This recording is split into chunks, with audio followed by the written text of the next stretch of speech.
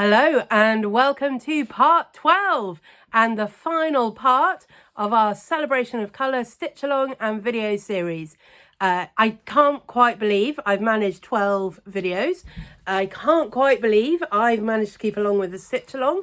I had, as you know, stitched the full model before we started, but I've been doing a second one part by part along with everybody else, just so that yes, well, as you know, in the first few weeks, not all of the parts were entirely accurate. So it's been helpful for me to follow that, but also to see how it's worked out with a second and very different palette of colours. So without further ado, I'm going to show you. So first of all, this is my original, I have not ironed, original colourway, all of those bright, vibrant, you know, primary school, primary colour crayon colours, and I just love it. It's so fun. It's so vibrant. There we go. The colour wheel, all of the colour blending, the complementary colours, sections focusing on different parts of the wheel, so the red, purples, and then the oranges. Down here we've got some green and blue sections, blues and yellows. I love this sort of daffodil colour one. Did you guess that we were going to put in some black dots in this section? There's something about when you look at it that really draws your attention. It's an optical illusion that I don't fully understand, to the dots in between. So putting the black in there really makes the whole thing pop. We've finished our rings, our square rings. Your frame should be finished. Everything should be finished. So that is my first one. It's super bright, super fun. I love it. And then this is my second one. Ta-da! So you've seen this one as we've been going along. More muted colours, slightly more earthy, not super earthy, but a little bit more muted. I really love how that's come together. This one makes me really happy to look at it as well. I just, you know, there are one or two colours, the blue and the yellow ended up being paler than I think they really should have been. But I think the overall effect I still really love. I love actually the pale blue in this sweep of the rainbow here. Just really stands out, and I love how that looks. These two sections here where you've got 10 out of the 12 colours, just really interesting to note. Does it still look complete to you, or are you noticing that it's sort of a rainbow that's dominant in one direction rather than the other? Yeah. So, I mean, I really enjoyed stitching it. There's very few things that I think I'd enjoy stitching twice, but I genuinely enjoyed stitching this one just as much the second time through, because every time you add a new colour, something changes. And yeah, even though I knew, obviously, exactly where it was going both times round, the first time I was making some changes I went along, but I basically knew where it was going. Nonetheless, actually seeing it in practice with all of the colours, just incredibly satisfying, I find, to stitch. Yeah. So what are you going to do with it?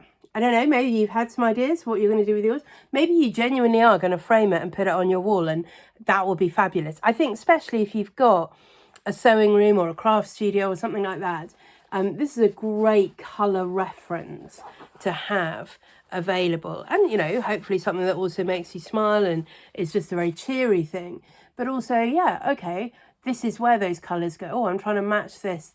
Okay, I need to go a bit further around this colour. Oh, I've got something, I need it to go with a purple, and it's kind of a pinkish purple, so where would that go? So, you know, you could use it and just enjoy it. But I have a couple of ideas. Well, I have several ideas actually, but I've only got 2 pieces, so I'm only going to do 2 finishes. So I'm going to go and do those now and then come back and show you in a minute. Good. Well, I am back from a very happy hour in my sewing room, and I'm going to show you the 2 finishes that I have done. And I would love to know, if you finish it, what else you decide to do. So this is the first one. So this is my second version of the stitch along, and I have made this one into a little needle book.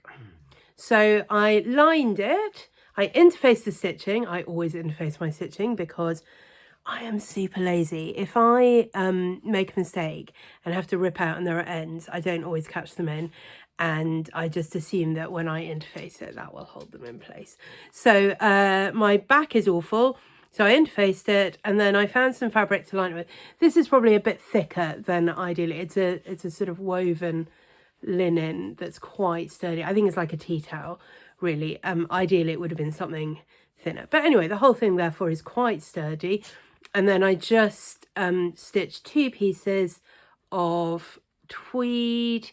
You could definitely use felt. I just didn't have felt in colours that I wanted to use for this inside. I will probably go around the edges of these with pinking shears just to prevent it from fraying anymore. And then that gives you a nice needlebook. So that's it. I think that's quite an easy finish, particularly if you're confident using a sewing machine. You can definitely do it without a sewing machine. I have a tutorial on how you can do this sort of finishing, whether it's for a pillow or lavender bag, or like the little flag tutorial I did, but anything where you're just backing a piece of stitching, you can get a really good finish hand sewing. I promise you don't have to be brilliant. Sorry for the wobble, Charlie just walked past the stand. And then if you were hand stitching it, you would then obviously have to hand stitch your fabric in as well, and you'd do that just in a nice back stitch or something. But yeah, that's a sweet little needlebook. Not a complicated finish. This one's slightly more complicated finish. I'm definitely not doing a tutorial on this. There are loads of much better tutorials on the internet than I would give, and I would make these sort of things much better if I ever admitted that I do in fact need to follow a tutorial. Anyway, it is a zippered bag, a zip bag. It is lined. I don't want to show you the lining too closely. Ideally I would have bound the lining, but I didn't. I just zigzagged it. It has got a little bit of a box bottom, and it's quite a good size actually. It fits pens in there. I stitched mine on, I can't remember, it was 18 or 20 count, so it's not huge. And I left a little bit of a border on this, mostly because I didn't want to lose any of the stitching when I put in the box bottom. So I wanted to make sure there was plenty of margin around that. I have used a pretty stiff lining for, I mean, you know, it's the kind of thing you would find inside a project bag, but it does give this some real shape to it. The other thing I did is I just machine quilted a couple of stitches around the outside of my stitching, just to give that a little bit of real sort of prominence. And think you could definitely do more quilting on that if you wanted to, but I didn't because I wanted to finish it. So I think that makes quite a useful sort of thing. I think it'd be really nice to keep coloured pencils or felt tips in this bag, but obviously you could use it as a notion bag, project bag for a small project, whatever you like. So I think that's quite a nice thing. And obviously you could take your stitching and put it on the front of a much bigger project bag as well, if you felt that was something you wanted to do. My original thinking was that I would take just the stitching and make it into a really tiny pencil case, sort of rolling it up like this sort of size. And you could do that. I mean, if you're the sort of person that one pen, one pencil is enough to carry around with you, then it would be enough for that. It wouldn't carry a whole lot in there. So I ended up making, I've got a tunic that I made out of this, summery tunic that I made out of this fabric a few years ago, and I really love it. And I thought it was appropriately colourful to go with this bag. So that's what I've done. I've done a pouch, I've done a needle case.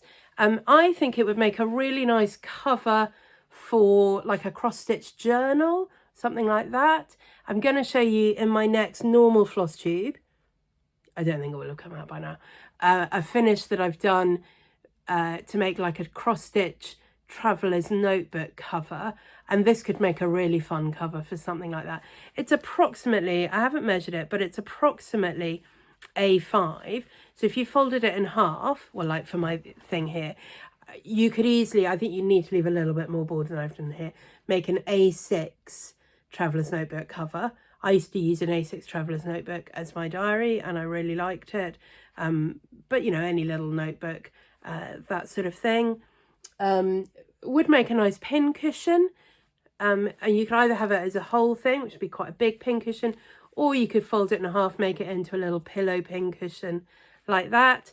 So, I mean, that's sort of what I've imagined doing with it, is things that were useful, fun things to have around your sort of stitching and craft room. But I would really love to see what you do with yours. I would love to see your finished pieces.